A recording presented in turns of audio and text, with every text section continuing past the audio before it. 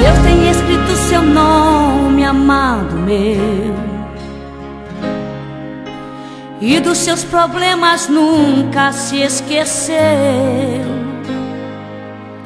Já mandou um anjo pra colher as lágrimas que desmancham no seu rosto, te causando uma face infeliz.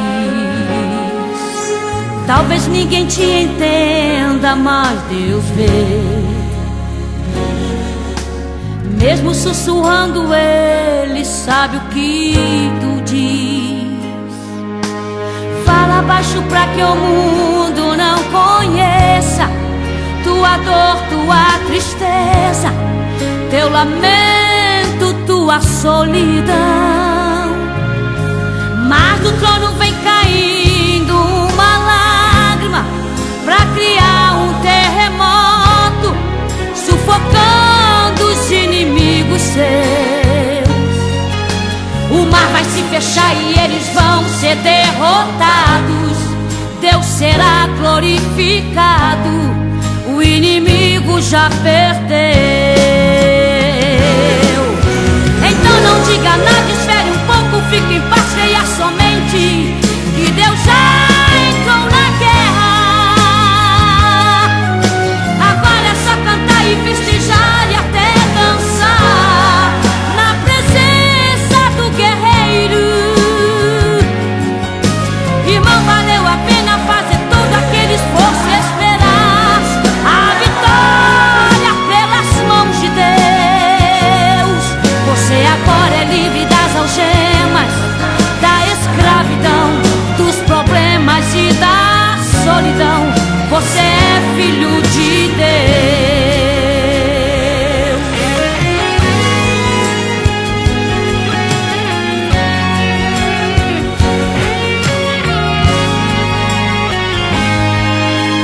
Talvez ninguém te entenda, mas Deus vê.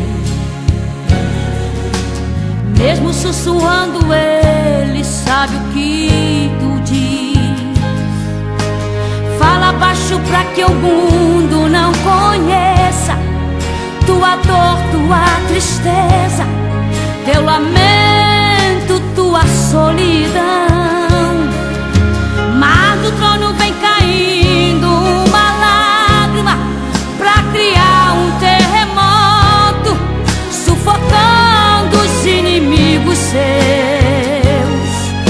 O mar vai se fechar e eles vão ser derrotados. Deus será glorificado, o inimigo já perdeu. Então não diga nada, espere um pouco, fique em paz, creia somente que Deus já entrou na guerra. Agora é só cantar e festejar e até dançar na presença do guerreiro. Irmão, valeu a pena fazer todo aquele esforço e esperar a vitória pelas mãos de Deus. Você agora é livre das algemas, da escravidão, dos problemas e da solidão. Você é filho de Deus. Você é filho de Deus.